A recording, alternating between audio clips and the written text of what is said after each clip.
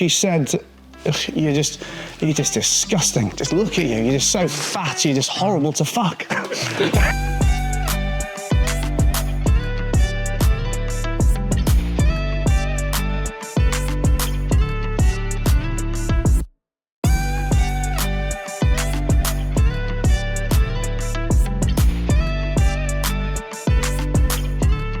That's going to take us through how to be a badass networker and actually enjoy it. I mean, the irony is we're in a world where I think a lot of us are not actually master networkers. And the fact remains, if we were master networkers, we would be even more successful at our job. So I think it's an imperative topic to address, and no better person to cover that than Mr. Haycox himself. Thank you very much. Thank you for having me, guys. Do you want me to stood down here or up there? Can you I feel a bit too unnecessarily elevated. Listen, I know I'm here to talk about networking, and I don't want to hijack Stefan's presentation, but I do want to give you good value for the speaker's fee. And I was listening to the goal setting thing that you were talking about before. And does anyone know what today is? 10th of Jan, second Friday of January. Where most people give up their like Worldwide Quitters Day, and I guess I find it interesting and frightening, for one and the same, that everybody waits all year till the end of December to find the right time to set the goals, to set the New Year's resolutions, to set the habits, and then by the second Friday, I think it's the second Friday, not the 10th, but whatever. But within 2 weeks of the new year, they've already stopped them, and I think ultimately for me, and how it ties into goal setting, is that ultimately every goal, I believe, within reason, but every goal can be achieved by breaking it down into a simple set of regular, i.e. daily habits. If it's a fitness goal, it's certain bits of exercise. If it's a work goal, it's a monetary goal. It's whether it's number of calls to make, number of clients to see, whatever it is. And ultimately, every goal is a simple number of habits.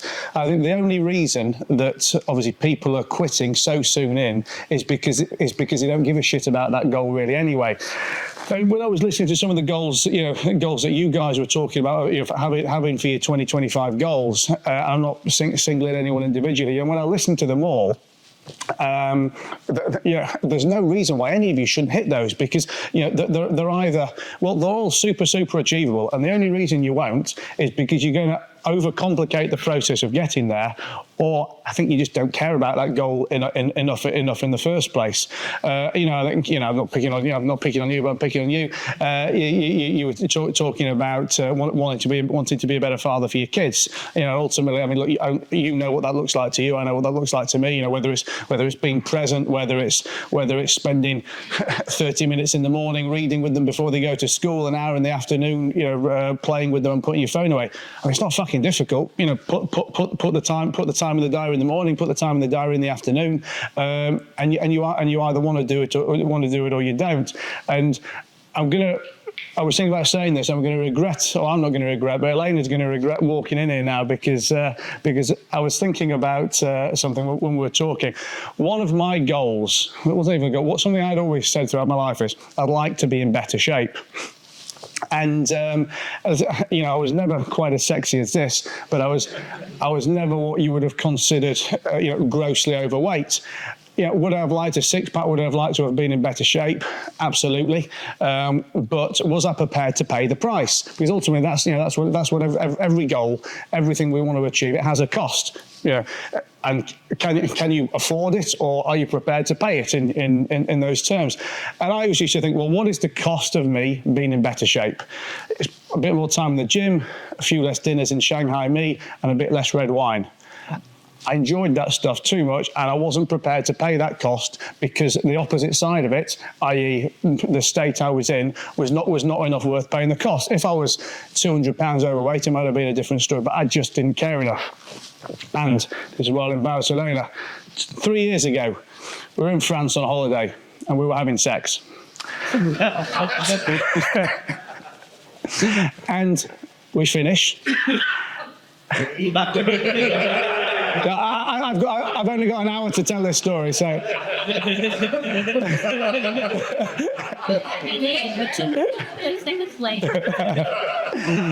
And she's looking down at me.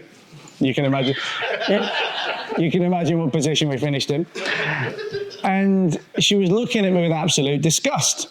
And I was like, "Oh, what's up? What are you looking at?" And she said, You're just disgusting. Just look at you. You're just so fat. You're just horrible to fuck." And it kind of took me aback. I mean, I didn't think I was that bad, but it was a wake-up call. And rightly or wrongly, with the way she delivered the message, it made me realise I was now prepared to pay the price. And, you know, I mean, literally that night, we were sat downstairs at the dinner table that night. We were in a ski chalet, took some people away for networking, which we'll talk about in a minute. And they're serving out this big dinner of the pasta and the potatoes and stuff. And the lady's trying to shovel pasta on my plate. I'm like, "You fucking nuts. I'll never eat again." But jokes aside, I arrived back in Dubai. Went to see a doctor, got my bloods done, went on, joined testosterone, joined a gym, ate better, and changed everything. Now, listen, like I say, I've lost weight from then. I'm not pretending to have a six-pack or be on the front cover of Men's Health, but I've probably dropped 10 to 15 kg since then. Feel very different, and exercise and that lifestyle has become very much a part of my life. And I guess I just tell the story that you all need to find your own Elena who thinks you're too fat to fuck. Because if you do, then you'll be prepared to pay the price. And Tony, obviously, you were talking about going to the gym. It's not fucking complicated. If you want to go to the gym, if you want to get a nutritionist, whatever it was you were saying, you can do it this afternoon. We just don't care enough. So I think that's my 5 minutes to finish off Stefan's goal setting thing. That everything that you all talked about, your second book, your fitness, your kids, all of this stuff can be taken from a goal to simple habits that can get you there, simple daily habits. And also, I think for me, it's more important to focus on the daily habits. Not more important to focus on the daily habits than the goal. You've got to, keep reminding yourself about that goal, like Stefan talks about. But what are the habits that are going to make you get there? Just one of my I say New Year's habits, but I started on the 20th of December because, again, I also think if you really care about something, why are you waiting for the 1st of January to do it? I'm not saying I don't ever wait until then. So sometimes I do. But really, if I want to do something, I just try and get on with it tomorrow. And one of my things was 100 press-ups a day. I'd kind of started it before and never quite seen it through. I think it's not huge in isolation, but Stefan wants to read a book a month. What's a book a month? It's, I don't know, it's 10 pages a day. Maybe he's not a good reader. Maybe it's an audio book. Maybe it's not. Maybe he's picking up the wrong kind of books that he doesn't want. I don't know. For me, that's the overcomplicating side of it. Find the ways to make it easy. Find the books that you want to read in the medium that you're going to listen to them better, and then break it down to something that we can do. And if you say that you haven't got time to do 100 press-ups a day, if you say you haven't got time to read 10 pages of a book a day, well, then you're just lying to yourself, and you don't care enough about the book. You don't care enough about the fitness or whatever it is. So find your goals, find your Elena, and then break it down into what you want to do. But we're not here to talk about that. But I hope that was semi-helpful for you anyway. Semi. So, still thinking about that time. Right, but I am here to talk about how to build an 8-figure network. When I first wrote this talk, it was how to build a 7-figure network, but inflation has kicked in. I've made a bit more money, so you have got the first version of the 8-figure network presentation. Oh, does your clicker not work? Oh, it did a minute ago. Hold a second. I have to do this. So, what will you learn if you listen through this? Yes. We're going to talk about who am I. I'm not going to bore you with that because obviously I know some of you know me anyway, but you kind of know me with my Fenchurch hat on. So don't worry, you're not going to get pitched on that until after lunch. So we'll tell you. I'll just tell you. Oh, it works again. Tell you a little bit about why I am here. We're going to talk about the number one reason people hate networking, what has been a power networker achieved for me, the biggest networking mistakes, and how you guys are going to learn not to make them. 2 different ways that I network. We're going to do online networking versus offline networking because obviously in today's world, most things can be done online and offline, and they're 2 very important processes. I've got a 4-step process to building a millionaire network. The 3 most important words in networking: biggest relationship building mistakes and how to avoid those, which ultimately networking and relationship building go very much hand in hand, and the 3 types of people that I network with. So, 5-minute story. Who am I? I look around. Normally, when I do these kind of talks, everybody in the room is so much younger than me that they kind of look at me and look at my stories and think that they can't relate to them in any way. But I feel I'm not the youngest person in the room, so I'm sure that some of you guys will relate to England in the late 80s and early 90s. And I was born into I guess I'll say an entrepreneurial family. My old man had his own business. My mum didn't. They were both from blue collar backgrounds. And council estate families in the north of England. My old man was the first person in his family to go to university and then ultimately go and start his own business. So I guess growing up around that, whilst they never tried to impose business on me, in fact, quite the opposite. As again, anyone who's from my era will know, to have not gone to university in the kind of 80s and 90s. If you didn't do that, you were kind of considered a failure, or certainly thought that your options for future career would be limited. I was, I guess, submerged or immersed in my old man's life and business. Always felt that I wanted to be an entrepreneur from an early age, or wanted to be a business owner from an early age. Not so much because I wanted to necessarily own my own business. I just wanted to be rich. That's all I knew. I was, 10-year-old kid, and I wanted to be rich. And again, back in those days, it was really thought the only way that you could ever make any big money was to own your own business, and that's what I was going to do. And again, when I say back in those days, it's obviously very, very, very different now. You can work for somebody else's business. You can be a solo entrepreneur. There are millions and millions of ways to go and make big money. But back then, you had to own your own business, and you probably had to have got some education too. So I wanted to go off and run my own business. Didn't know or care what it was going to be, and my mom was determined to keep me in school because she wanted me to be a doctor or a lawyer or some other respectable profession that was going to make the family look good. I went to a private school, so again, for parents like mine to have put me through private school, for me to have then not gone to university was almost a big failing from them. But I convinced them to let me leave school. Let me leave school to not go to uni, so that I could go and work in a business that my dad had just invested in. And he just sold his business at the time. He was a computer company, IT firm, and he went and invested in a business that made corporate clothing, uniforms, and career wear. So I said, let me not go to uni. I'm going to work here. I'm going to do a gap year here, and if it all works out, I can stay on, and if it doesn't work out in a year's time, I'll go back to I'll go back to uni. I've just had a gap year like everybody else. I joined this business. It was a family business, not my family's business, but it was a family business that had been around for 20, 30 plus years, and in its heyday, it was very successful, and it was theoretically having a cash flow blip, and it just needed £30,000-40,000 at the time putting in to see it through. So I started to work in sales there. My dad never got involved. He was, kind of chilled at home from his retirement.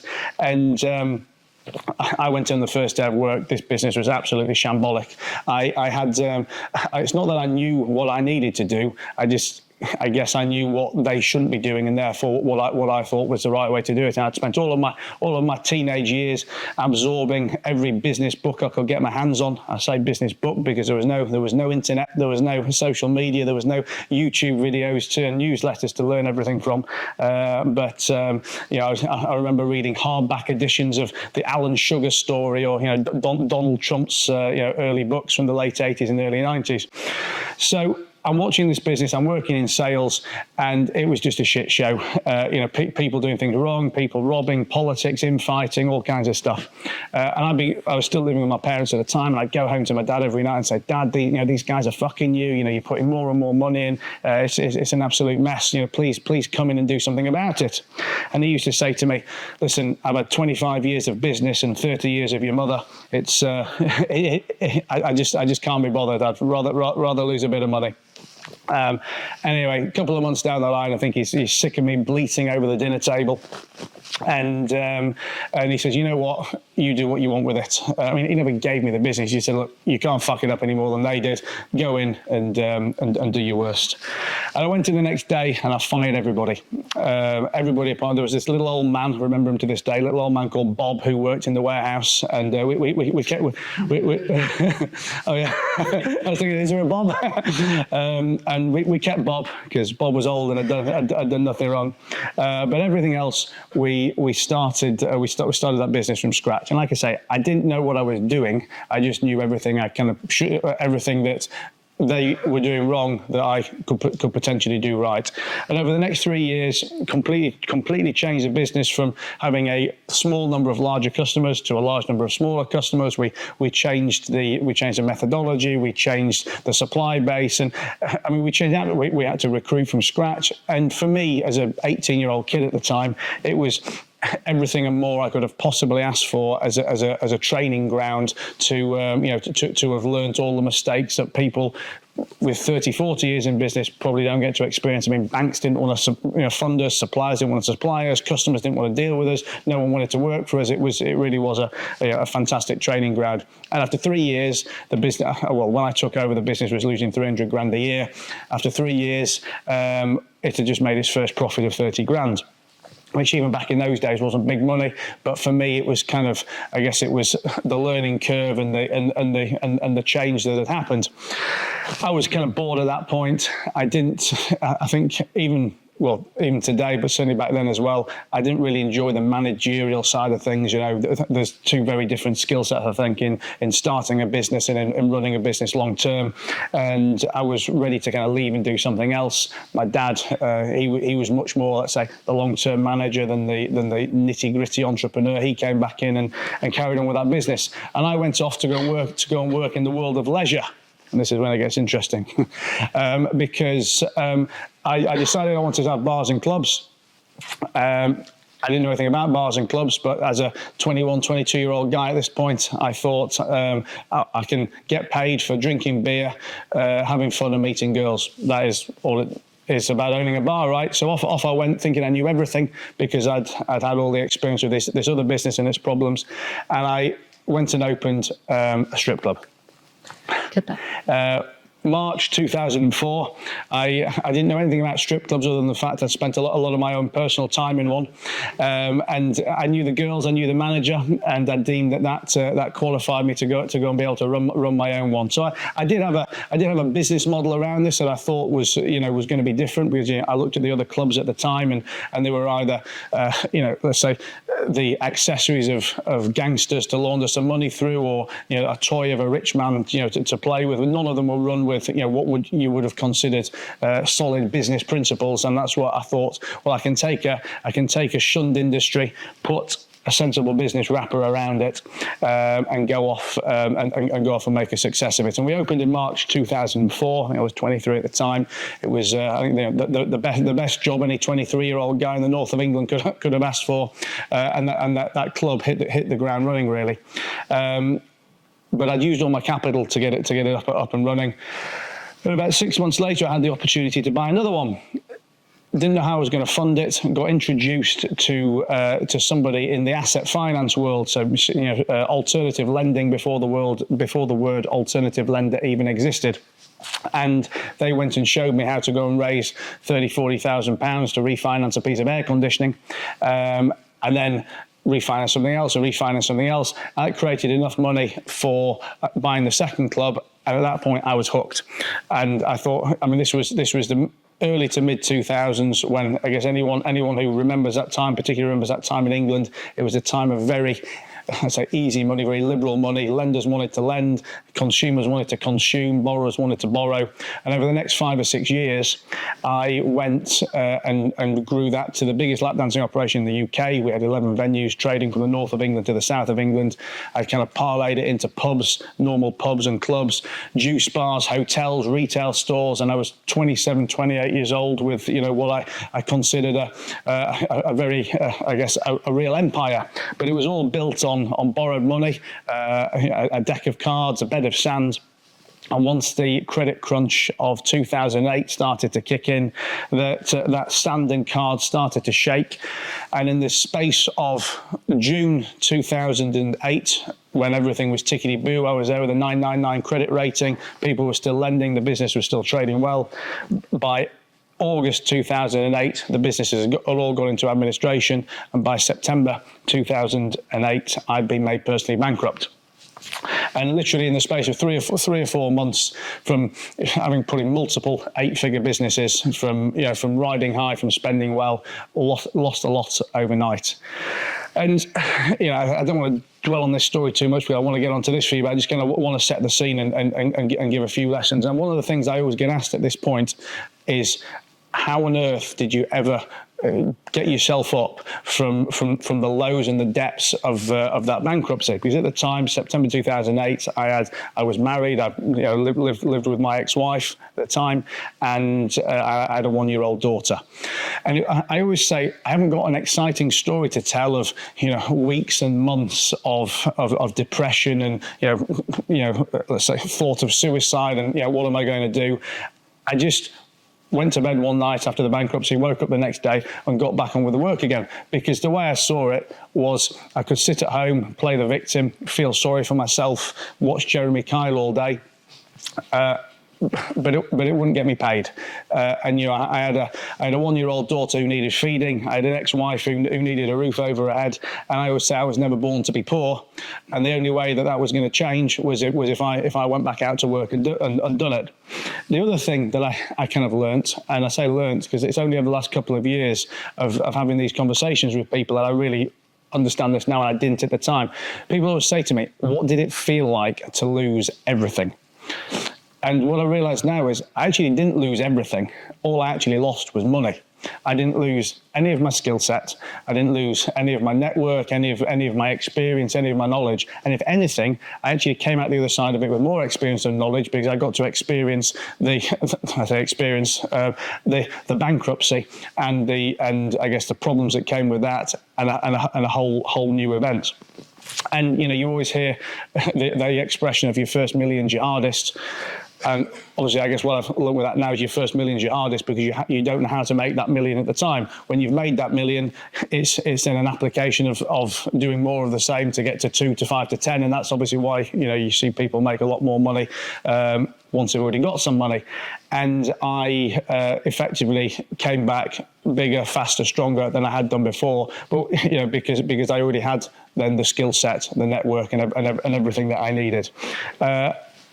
Cut this quicker, compress the next 15 years. I finished the bankruptcy and started being a finance broker. I needed to get to work to earn some quick money. I had a skill set of knowing how to borrow money. I kind of learned that. I say learned because I do think borrowing money as well as lending money is a skill.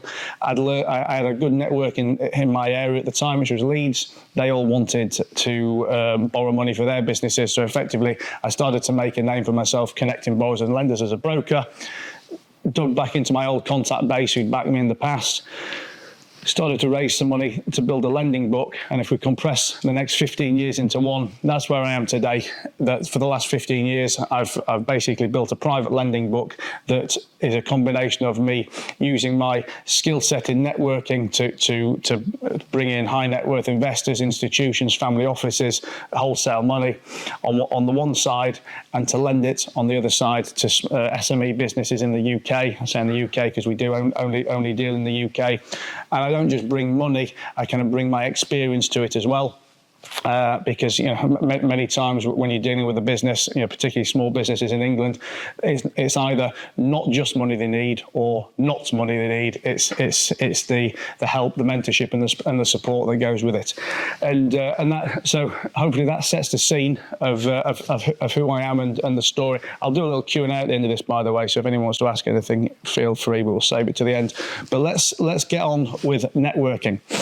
So, what has been a power networker achieved for me? I mean, I always say ultimately, absolutely everything I have today has come from networking, relationship building in some way, shape or form, whether that's businesses that I've bought, money I've raised, and I say in jest even through to Elena and the baby that I have today, because I accidentally met her at a party that I'd accidentally been invited to by a reasonably high profile guy that I got introduced to a few days before. I mean, literally everything that I've got has come from these great relationships, and that is because also ultimately everything that we want, everything that you want, somebody else already has. It's just a matter of how do we find that person, how do we connect with them, and how do we build that relationship. So who needs to network?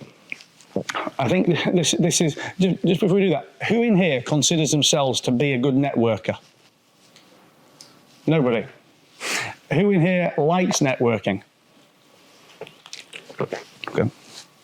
So, for me, one of the first failings is that not enough people realise how important networking is to them, and people think, oh, it's just for sales, or it's just for the CEO, or whoever it may be. What we'll come on to talk about is the networking, the relationships, and how this applies to absolutely everybody in every stage of life, in every business. When I wrote this talk originally, it was very much, I guess, how I network, which is wanting to build relationships with high net worths, wanting to build relationships with people I can get money from. I guess depending on my audience, it sometimes needs tailoring, but I've kept this exactly as it is because I know that ultimately, whilst I'm looking for people to invest, you guys are looking for people who want to invest with you. So I think we're probably on a pretty identical page. But for me, the number one reason that people hate networking is because they're doing it wrong. Now, I don't know what happens over here in Dubai, but for any English people, I'm sure you all know the BNI network over back in the UK. And for me, that is kind of like the epitome of horrendous networking. And why nobody actually likes it, because you get sent on a corporate event or you get forced into a BNI breakfast, you've got a pocket full of business cards, you're shoved there to talk to a load of people that you don't want to talk about something you probably don't know what you want to talk about, or you go to one of these breakfasts where you're forced to sit down and you're not even allowed to eat your scrambled eggs until you've given someone a lead or sold something to somebody else, and it just makes everybody hate it. Networking gets a bad name, and I guess that's why nobody wants to do it, and that's why so many people are so bad at it. So, but what does networking look like to me? If you looked at that picture, you wouldn't think there was any networking going on. I'm playing football, I'm hanging out at the Burj Khalifa, I'm on a boat. Obviously, I know some of you guys went to the Dubai Classic tennis event, or I'm hanging out in Ibiza, because I've effectively created my own way of networking, or my own world, which is so fun that it never feels like work, it never feels like networking, and I end up spending probably 40-50% of my time building relationships, networking with people, and not even noticing that I'm doing it. But if I said to you, well, that's what networking looks like, would you all want to do it 7 days a week? So, just a little interlude. So what do you need to be a power networker? I'm not going to do a big talk on personal brand here, but I mean, I presume you all either have or know of the importance of personal branding. And just to say a few things about it, because again, a lot of people will say, "Oh, I don't want a personal brand. I don't need a personal brand. It's not for me." What people either don't realise or forget is that you all have a personal brand anyway. The question is, A, is it the right personal brand? And B, how amplified is it? Because ultimately all a personal brand is what do people think of you before you walk into a room, or when you do walk into a room, what is the immediate reaction people have? You know, it's the same with any brand. You see the McDonald's sign, you see the Coca-Cola sign. You know, it brings out thoughts, it brings out emotion, and that's all it is with a personal brand. So you guys, you already have one anyway. It's just a matter of, first of all, is it the right one, and secondly, do enough people know about it? Now, I effectively got into the power of personal brand by accident, going back to probably 2018, where I was doing something on Google, started to create a bit of content, and made a YouTube channel by accident. It wasn't really by accident, but we knew we needed to get some content online. So I started to do a podcast along with a YouTube channel. We did that because it was kind of easy to have long form content that we could then chop up into short form content. But over the last 6 or 7 years, I've concentrated almost as much time on building my personal brand as I have of doing the networking. And it's not complicated. You look at these things. I mean, you know, LinkedIn, Instagram, you know, websites, online press,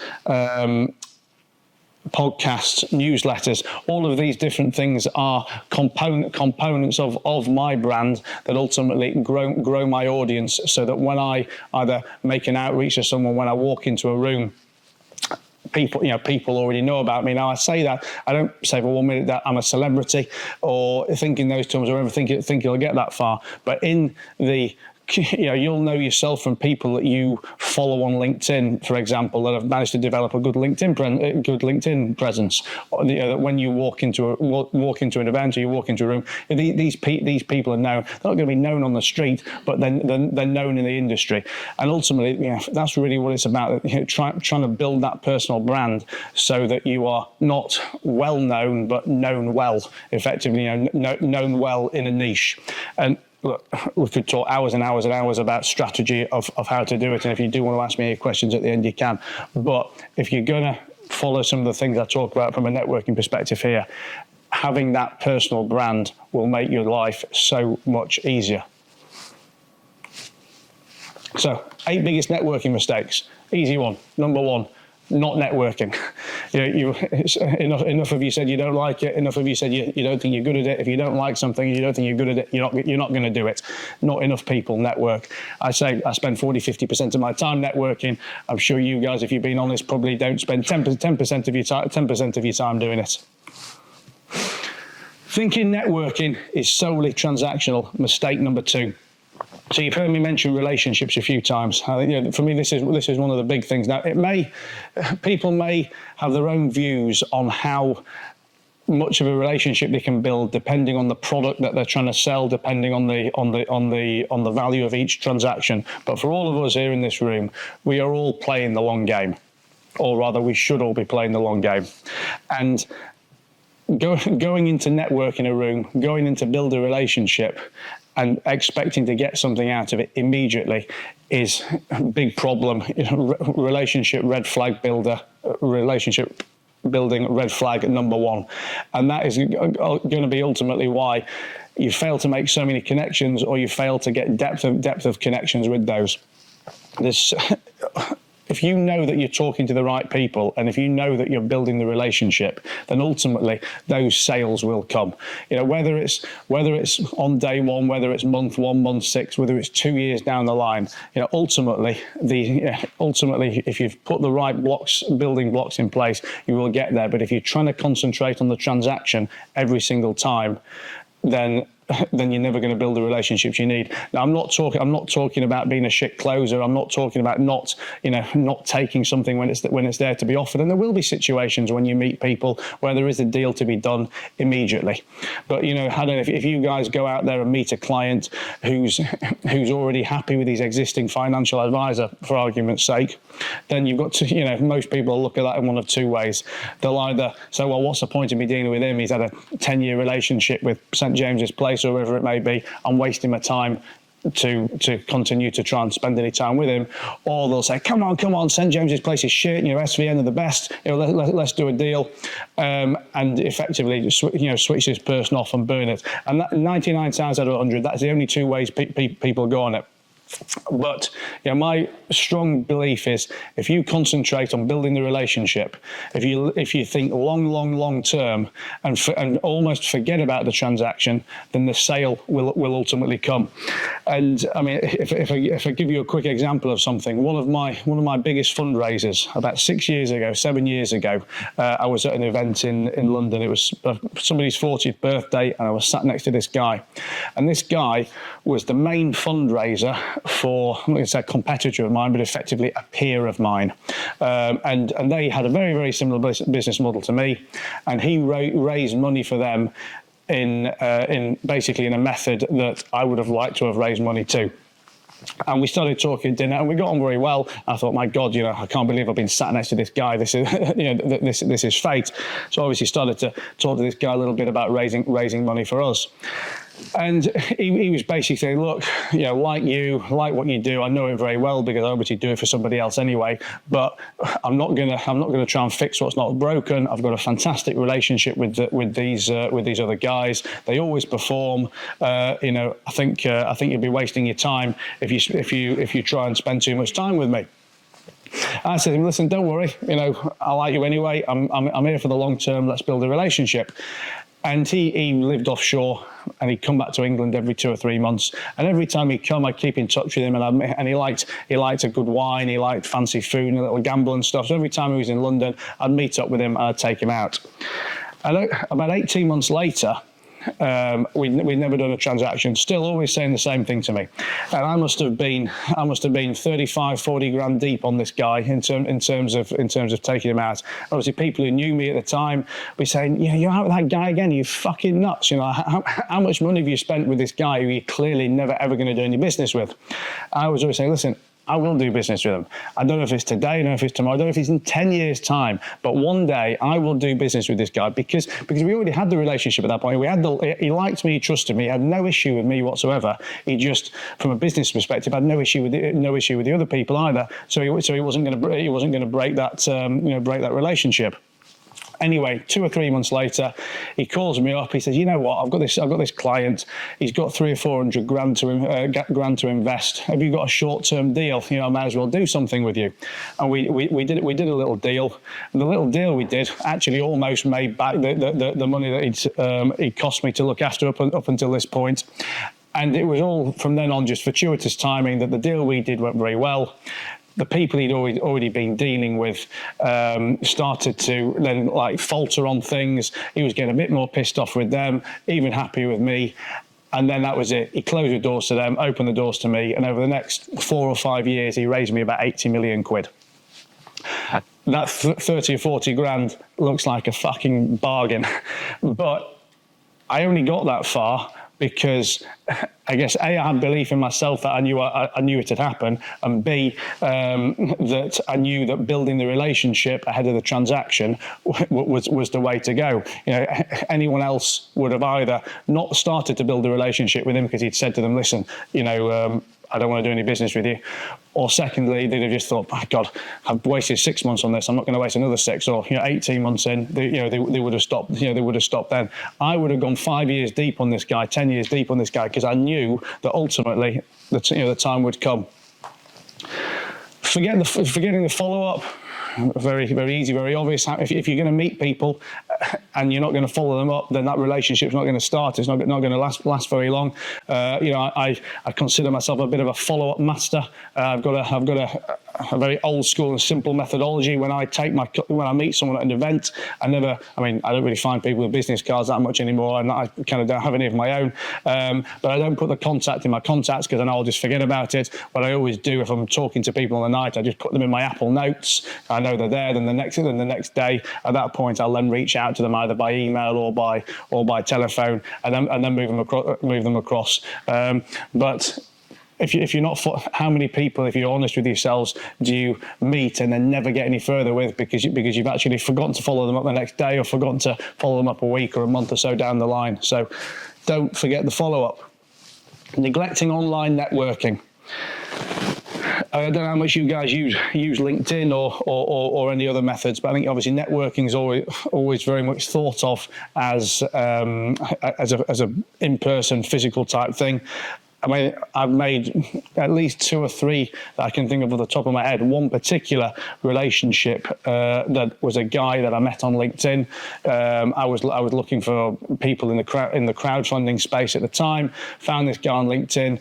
Pestered him until he'd finally come off LinkedIn to meet me in person, and it was a relationship that ultimately was probably worth 10 or 12 million quid in fundraising to me over the next 2 or 3 years. You know, don't underestimate the importance of whether it's LinkedIn, whether it's Instagram. You know, I think people think of them as socially platforms where it's a bit of fun. It's all right to keep in touch with people or to post a few pictures, but just don't take them seriously enough. I can't tell you how many great people I've met both through LinkedIn and Instagram. And backtracking that to the personal brand thing as well. I think that really is essential if you're going to be doing cold outreach, because you know yourselves. So if we take it to its extreme, if some random faceless person sends you a LinkedIn message, you're not even going to open it. You know, if The Rock sends you a LinkedIn message, you're going to be straight on the phone to him.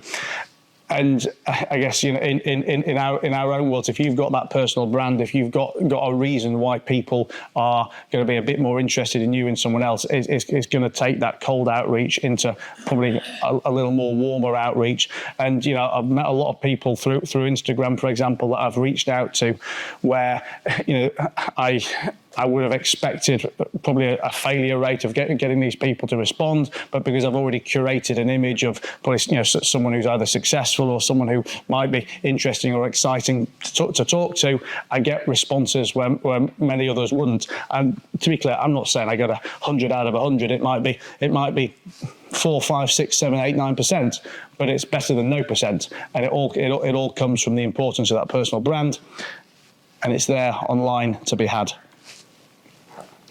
Ignoring the power of diverse connections. I mean, my network is far and wide, and I very much work from the perspective that if we're not trying to do a transaction tomorrow, and if we're working on building the relationship for the long term, then why are we only concentrating on one particular kind of person? Now, obviously, in my business, you know, very, very similar to your own, I'm looking for those high net worth people, but there's other people that might lead to those high net worth people. There's other people that might make building relationships with those high net worth people easier, and there's other people that might just lead to fun things, and you never know who's around the corner. Obviously, I've picked on Elena because she worked at a bad time. I'll pick on Jermaine as well, who's don't worry, I'm not going to tell him about when we had sex and you told me I was too fat. So, Jermaine and I met a year or so ago on my podcast. Obviously we didn't know each other at the time. He'd come on the podcast to be a guest episode one time. Like with all my guests, I swap numbers. Keep in touch thereafter. And we started to speak 2 or 3 months ago, which was probably a year down the line from that. And that's now led to an opportunity for us where Jermaine's working with us in a new venture and spending time out here with us in Dubai. Did I have any possible idea when I met him that day that 14, 15 months later we were going to be sat in Dubai looking at some business together? Absolutely not at all. Did I have any idea of what I was going to do with him? Did I even particularly want to do something? No, I didn't. But I'm looking A, long term, B, diverse, thinking, here's a nice guy, here's a successful guy, here's a guy with his own network. It cannot hurt for me to have a relationship with him. Maybe it'll lead to something, maybe it won't. What's the worst that can happen? And again, for me, that's why it's so important to have such a wide network of people.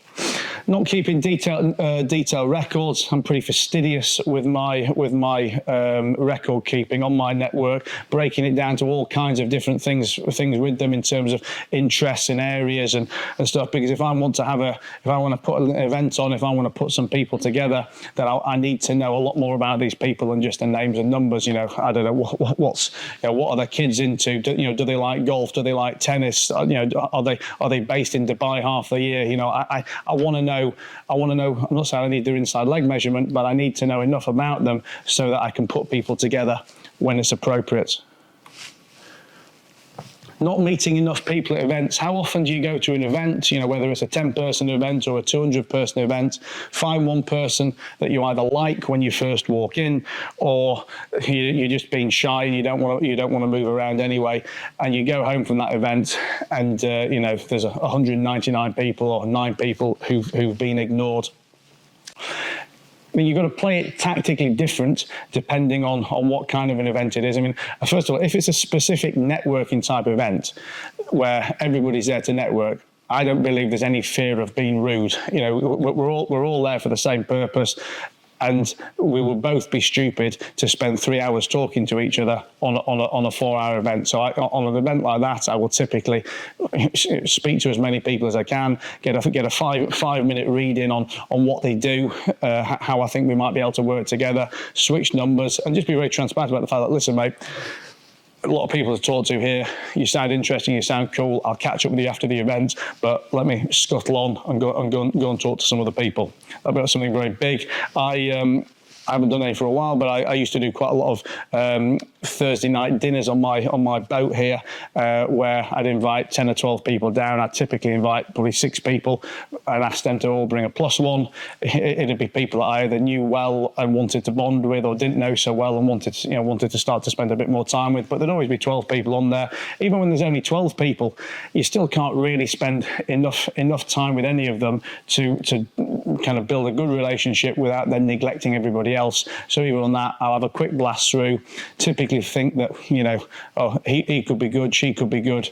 I'll put more effort into those tomorrow, but just make sure that I've never had a night where I've not spoken to everybody on board. And I think you can that cuts both ways. On the one hand, you want to talk to as many people as possible to get all those numbers so that you can follow them up better.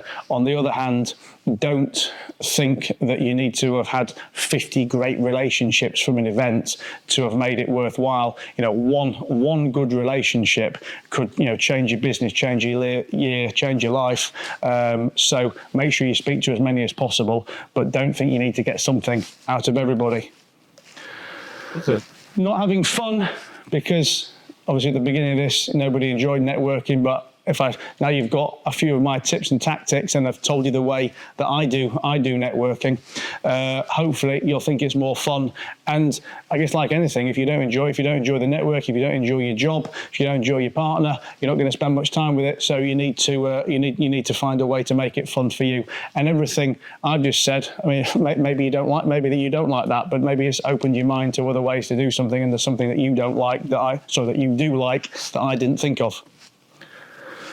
Right, the 3 types of people I network with. I'll skip through this because I've kind of mentioned it already in what we're talking, but this directly applies to you guys as well. I look for people who've got money, because ultimately all of my success in business is finding people who've got money. So same for you guys. I'm looking for high net worths. 2, I'm looking for people who can lead me down the paved road to people who may have some money. So whether that's introducers, other advisors, middlemen, maybe it's people who put on charity dinners for ultra high net worths, but it'll be someone who can get me in a room with the high net worths. And on the right, just interesting people, interesting, successful people, because interesting, successful people typically know other interesting, successful people, which will help you lead down the road to other interesting, successful people that you want to meet. And what's the worst that happens? You have fun, you enjoy meeting them. And again, that's one of the big important factors of me on this, that you have to enjoy it. And you've got to think of the relationship. You can't think about the transaction. So if you're just meeting great people, then you're going to start to enjoy networking more and more. 2 ways that I network. general networking and focused networking. Turning it the other way around. What's focused networking for me? That is specifically identifying a target. That could be, for example, the guy I told you that I met on LinkedIn. I knew that I wanted to meet CEOs of crowdfunding platforms because they would be good for me to be able to raise money from. So I systematically go out there to find CEOs of crowdfunding platforms and then start to build relationships with them. Very focused. General networking, that's just meeting, let's say, successful people that I know can probably assist me in some way, shape or form. I'll meet them in a different way. That might be by being a member of a club that that high net worths are in. It might be, like I say, attending a charity event or whatever it may be. I don't go in there thinking, Joe Bloggs is there. I need to sit down with Joe Bloggs because he's got something for me. I just go into the room knowing in this room are wealthy and successful people. It can't hurt to build a network with them. So it's general, not focused. A 4-step process to a millionaire network. What is he doing there?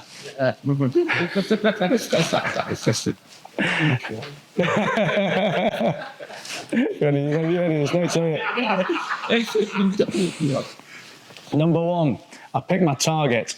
I'm going to tell you. I'm going to take a brief interlude to tell you a funny story about Stefan, because, and I guess now you've listened to a bit of this. Now you can hopefully see how it fits together. About 18 months ago, 2 years ago, somebody was introducing me, another guy in the financial advice business was introducing me to other financial advisors, other people who he thought it would be good for me to do business with. And one of those people was Stefan. And I WhatsApped him or emailed him, and probably for about 6 or 9 months, maybe even longer, I'm just trying to make myself feel better, he totally pied me off. And it was never the right time, and it was not the right time, not the right product. It was a Monday, it was a Friday. There was always a reason why he didn't want to speak to me, but I never gave up. And about 18 months later, Elena had a birthday party, and she had a singer at a birthday party. And a couple of weeks later, we were taking the boat out, and it was she said, "Oh, let's do a parents and kids day on the boat." She says, "I've been talking to the singer. Can I invite the singer and her husband and the kids?" I said, "Yeah, sure." She goes, "I don't know who her husband is, but I'm sure it'll be nice for you to meet for business." And the night before this Sunday, my phone pings and it says Stefan Terry. I thought, what's he messaging me for? And you've been ignoring me. Why is he proactively messaging me? And he says, "It would appear that my wife knows your wife, and we're going out on the boat tomorrow." I was like, "Right, I'm not going to let you leave until I've locked you in the galley and given you the full Fenchurch pitch." But so I find my target. Secondly, I like to control the situation. Yeah. Obviously, you saw the tennis event. You've seen some of the other things that I do. Controlling the situation doesn't have to be extravagant. It doesn't have to be expensive. It doesn't have to be big. But I just like things to be on my terms. Whether that's as simple as a lunch that I'm paying for, or an event that I'm putting on, or bringing you to my house, not their house, whatever it may be. I guess just having things on the home turf. And just I guess taking a slight detour, talking about the tennis event that I know a lot of you guys came to, and that's been a big part of my, let's say, networking repertoire for the last 6 or 7 years. Used to do it back in England. We did one in Manchester, we did one in Leeds, and for anyone who came, it was a bit of a different event back there because it was more established. And what we'd have is 3 days of 300 people every day. We had some sponsors like Patek Philippe, NetJet, St James's Place, and basically anybody who wanted to entertain their high net worth customers, but also meet other ones, because all of the different sponsors that we'd have would be non-conflicting with each other. A St James's Place customer is a NetJet's customer, a NetJet's customer is a Rolls-Royce customer. They all want to meet each other, but they're not competitive with each other. This was an event someone else put on. I attended it initially as a customer, and then a sponsor, and then when she wanted to sell it, I bought it from the Manchester one and rolled it out into Leeds. And Last year, we used to entertain a lot of people at the Grand Prix, but what I found with the Grand Prix over here is that even if you're doing something fancy, everybody's kind of going anyway. And we were spending a lot of money putting on. I mean, the year before last, we spent nearly 100,000 quid sterling to have a incredible setup at the Grand Prix. 36 people came up to the event, and I had some empty tickets because I'd say, oh yeah, I want to invite you. Oh, we're already going. Oh, we've been last year. Nobody, unless it was a hardcore GP fan, nobody seemed to give a shit. And I got this event, I got this budget that was costing me a fortune that no one was particularly excited to come for, and it was also on somebody else's terms. I said to Louisa this year, I said, it's bonkers for us to spend all this money on the Grand Prix.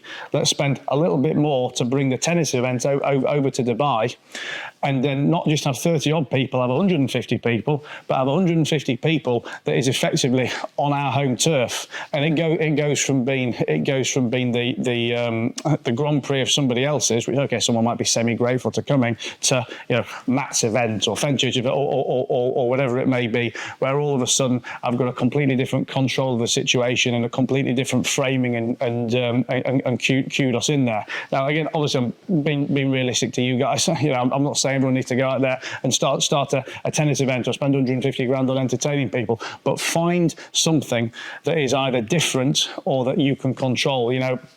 I'm quite, and the people that are going to want to meet me, I'm well known for inviting people to gym sessions with me, which is a combination of the fact that I've only got so many hours in the day and I'm always at the gym. A lot of the time people will message me and say, I'm coming to Dubai, have you got time for a meeting? And I'll normally, unless it's someone I really, really, really want to meet, I'll say, diary's a bit shit, but I've got these 5 gym sessions that I go to each week, each day of the week.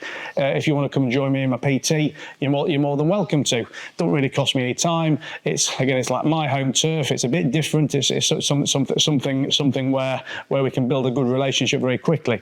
I've got a guy that always likes to tell people he made a cold call to me because his boss had told me his boss is a good friend of mine. And he said, we should get together. I said, listen, my diary's horrible for the next 2 or 3 weeks, but on Thursday I'm going to Barry's boot camp and the cryotherapy chamber. I said, if you want to join me for those, you're more than welcome. He was like, sounds a bit weird, but yeah, I will do. Anyway, he came to cryo, and then he came to Barry's and then to cryo, and we were sat having a coffee afterwards. He's like, I've never met anyone on the first time for business where we've been stood in our underpants at minus 113 degrees.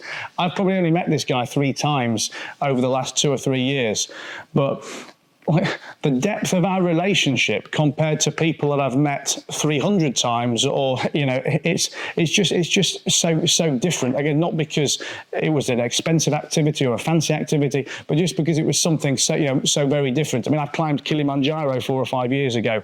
I went on there with some people that I'd never met, but 2 days into this climb, the way you feel bonded to those people, I guess it's undescribable compared to anything else. And 4 years on, there's been the odd occasion where one of them has either been in Dubai or where we've crossed, and we've had no communication with each other ever since then. But when you meet them, it's like meeting an old. You guys know, if you met an old school friend today that you've not seen in 25 years, you'll pick up that conversation about, you remember when we did whatever in the to Miss Smith, and it's kind of like it's only going to be like that if you've got different, unique things. How many lunches and dinners can you go to? Everyone, you're having lunch and dinner anyway. Everyone's having lunch and dinner anyway. How can you think outside the box to control the situation?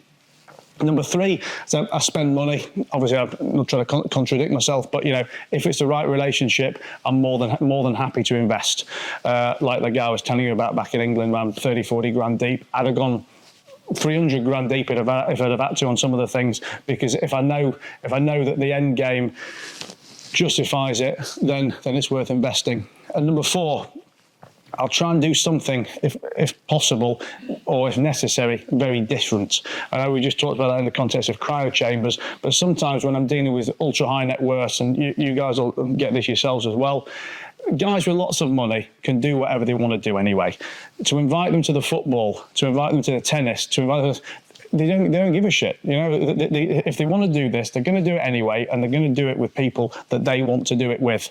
So if you now maybe it's, okay, when you've already got the relationship, it's different. If you're nurturing a relationship you've already got, of course, if you ring that client and invite them to the football or something, they're going to go. But if this is someone not even cold, but if this is someone who's already in bed with somebody else and you're trying to peel them away, you've got to do stuff to make them think, to make them stand out. And well, you know, something that always sticks in my mind. There was a famous business person back in the UK. He's one of the dragons, one of the dragons on Dragon's Den. And I just happened to be reading that in a magazine that he was a good tennis player and a big tennis fan. And I thought, you know what? In 6 weeks' time, I'm actually going to play tennis at Wimbledon, because through the tennis events we do, I'm quite pally with a lot of the players. And one of the players, Richard Krajicek, who won Wimbledon, every year as his little gift to me, takes me to Wimbledon to play tennis on the grass court when it's closed. And I normally take a partner with me. I don't know, fucking hell, what's happened there? It's quite expensive.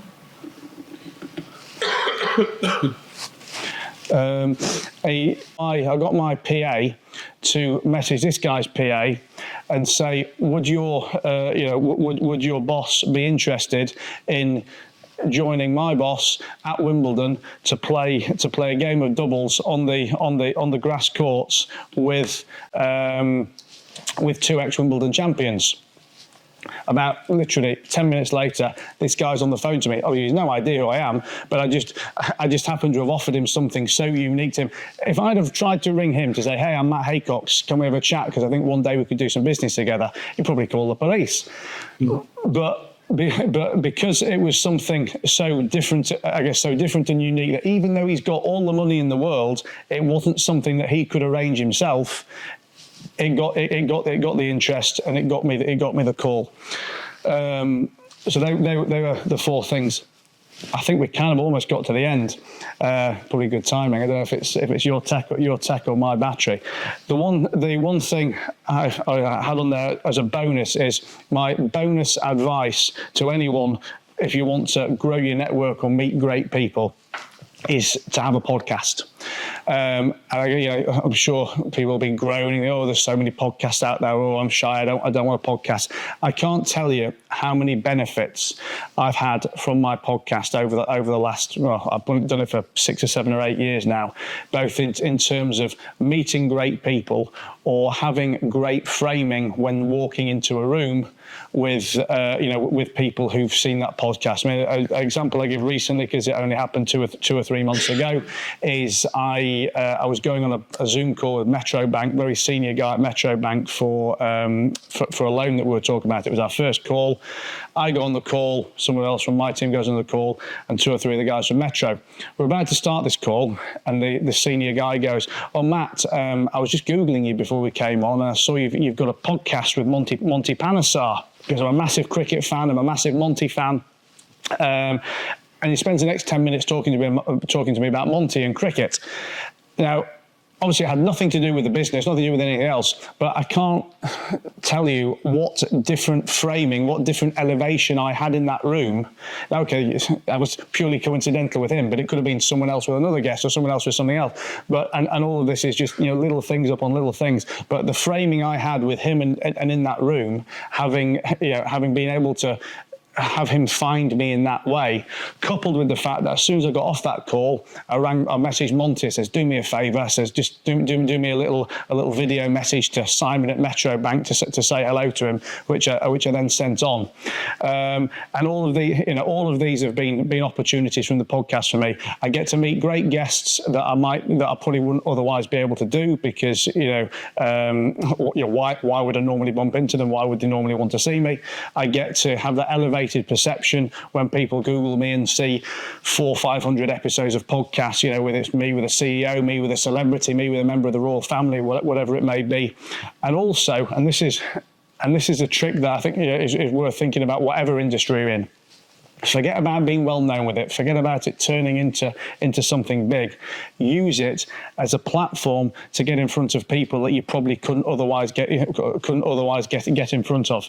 If you find maybe it's your bladder. We've kind of finished anyway. Everyone was getting bored of me. I'll leave it be there. If you let's say you have a podcast where you're whatever your theme is, but the theme will give you the opportunity to invite guests who are all worth more than $10 million and expats who invest in Dubai. If you're trying to get in touch with these people yourself, it'll be, cold call and graft after cold call and graft. If someone's contacting their office to say, would Mr. Smith like to come on the ABC podcast to share his story about whatever? All of a sudden, it's not about you, it's about him. It's about his ego and the chance for him to witter on for an hour talking about his message. Yes. And by the time you finish that podcast, you've got an hour's chat, the chance to then go and have the start of a relationship built with him. I'm not saying it's a business closer, but it's a door opener that can open a lot more doors than you'd ever be able to open on your own. And I use it twofold with mine. It could be a celebrity, it could be someone very, very high profile where I wouldn't be able to meet them otherwise. But I think, well, obviously, if I get them to come on the podcast to tell their story, it's a normal and opportune way to do it. The other side is, well, when we have some problems sometimes in the business, maybe there's a piece of software that we can't use properly, or maybe there's something we want to launch. When I wanted to launch a newsletter, and I didn't know how to do it, I got my team to find the 10 biggest newsletters in the world. We contacted all of the CEOs of these 10 biggest newsletters in the world, saying, would you like to come on the Matt Haycox podcast to talk about your business, your experience, and how to be a newsletter rock star? We got 3 out of the 10 came back to us and said that they'd do it. I jump on a podcast with all those people and basically pick their brains live of how to go from zero to hero on a newsletter, and how to avoid all those mistakes. How could I possibly ever get that information from those kind of people in any other setting anywhere in the world? And I could go on and on and on, but I just think a podcast is just such a fucking amazing tool, whether it's at a corporate level for you guys, at a personal level for you guys, and it really, really, really should be considered / done. And I think that's everything, because apparently my batteries died, but it died at a good time. So I hope you found that useful and semi-interesting, and weren't just here for the stories about Elena and Jermaine. But anything you want to ask me about anything, from podcast to goal setting to networking to how much weight I lost? So how long should the podcast be? You mean how long should an episode be? It will depend very much on what your plan and what your format is. As in, is it just, for example, is it you on your own? Is it you with a guest? I would assume, based on what we talked about, it'd be you and a guest. If it was you and a guest, you're going to need to get 30 minutes out of it to at least to make it interesting. I think for me, whenever it comes to content, whether it's podcast length, whether it's how long should a newsletter be, how long should a blog article be, I think it should be as long as necessary and as short as possible, if that makes sense. People are never going to say something's too long if it's amazing. They're going to say it could be 2 minutes long and boring as hell, and they're gonna not be interested in it. I mean, yourself, if it's the Lord of the Rings, if you're into the Lord of the Rings, no one goes, "Oh, Lord of the Rings, it's such a fucking long book." They could read it twice as long. So I think as long as your content's good, then don't worry about it being too long. But you're going to need. Well, also it depends. Are you worrying about the audience loving it, or are you just using it as a chance to get in front of these people? But I think realistically, if you're having a two-way conversation, you're going to struggle to make it less than 30 minutes. You do it. So do you have an actual place? So I'm probably 70% physical in a studio, 30% on Zoom. Again, depends what you're wanting to do here.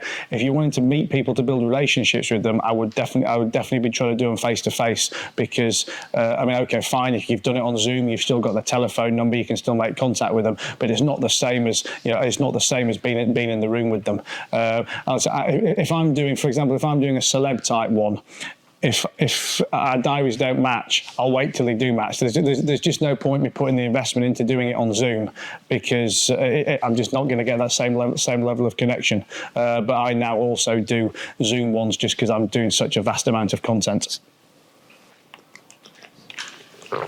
Anybody else?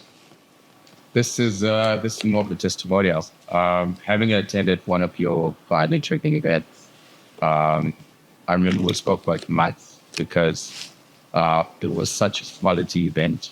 The boat was good. I mean, telling people this is probably the best boats ever they want. There was a chef. There was the pointization, the structure of it. There was a lot of stuff. There was a lot of effort that was put into it. So we were sold just by the event. It wasn't easy to connect. It was all sticky to ask the teams. It was like we obviously. But on those, so thank you for the testimony. But you know what I'll follow that on with, which you can vouch for, is how much did I follow up? You know, yeah. I've never. Well, yes, the very next day, but you know, up 18 months later, I'm you know, Cliff and I have never done any business, but I've never given up chasing him. Now, okay, there's going to be different levels of follow up that I'll do to different people. You know, I mean, if he's not interacting with me, then okay, I'm limited to what I can do. But and also depending on how much ultimately I think I'm going to make out of something, will decide how much I'm going to invest in something. But never, ever, if I think that there's going to be something out of it, is that contact going in the bin. And, you know, Cliff will vouch for the fact that 18 months, 2 years down the line, at least every couple of months, you know, if it's nothing more than a voice note, a video message or something, I'm always following up. That is outrageous. If you were starting from scratch, you know, this is all great. Podcast that's put up, it's taken you years to get to that point and a lot of money spent. You probably calculate that you could retire, right? But if you were starting fresh, where would you start? And have, you know, and does it cost a lot of money? And obviously needs to build. Okay. You start from scratch. So first thing. So well, I guess knowing what I know now, there's no shortcuts. Yes, there's cheaper ways to do it, but there's nothing I can tell you that's gonna make this a success for you tomorrow. You know, all of my, let's say, successes now are successes with a year's graph, 5 years graph, 7 years graph, you know, whatever. I mean, if I look at the podcast, I mean, I did 5 years where I'm getting 30 people an episode listening to it, you know, and it would have been, I think we talk about today being Quitters Day. The stats are, I think it's 75% of podcasts never make it past the first 7 episodes. And of the ones that do make it past the first 7 episodes, 75% of the remaining never get past episode 20. So if you're on episode 21, you're already in the top 10% of longest podcasts ever listening, because people either, you know, people get bored that there's no instant gratification, and instant gratification is one of the problems that we all suffer from everything now. You know, as soon as we turn on Instagram, everybody's got a 6-pack and it took them 3 weeks to get it. You know, everybody's made 10 million quid and they did it. You know, they did it by sending a stamped addressed envelope last week. There's no quick fixes. I mean, come back at the start of this year, I've been hammering my team on social media and what they need to be doing from their own personal brand building. One of the things we were talking about was LinkedIn. And I'm saying to them, I've basically given them a 1 hour a day, you know, to-do list for social media, which involves 1 post per day on 4 different platforms. It's 50 connections on LinkedIn. It's 50 DMs on other platforms, and it's 20 minutes spent commenting on other people's content who are in your ideal customer profile. All of that adds up to an hour. And I've said to them, after 90 days, I guarantee something's going to be happening. I don't mean you're going to be a millionaire, but there's no way that after 90 days, your content ain't going to be getting traction, as long as it's the right content. You know, if it's a picture of a lake with an AI written, oh, I look at the lake and I'm so inspired. What inspires you today? You know, it's not going to cut it. You've got to be giving your message, your controversial opinion, your story, whatever it may be. But if you're doing that every single day for 90 days, if you're contacting 50 new people on LinkedIn, DMing 50 people on Instagram, and commenting on other people's content, none of that costs you a penny. Right? Nothing costs you a penny. I guarantee you after 90 days, you're going to have some success. The podcast, the same. Could be 90 days, could be 2 years. But you can do you can do the podcast inexpensively. Yes, if I do it now, some of mine are cheap as chips because they're just on Zoom. They cost nothing more than a Zoom. Some are expensive because it might be a paid guest and a PR campaign and stuff to go around it. But you don't need that, because the way I'm talking about the podcast for you guys is not about getting profile out of it. It's about creating a framing to be able to meet people that you might not be able to meet other than that. But there is no success without investment. Whether that's financial or whether it's time, and I guess money can shortcut time. You've got plenty of time if you haven't got plenty of money, but you've got to spend one or the other.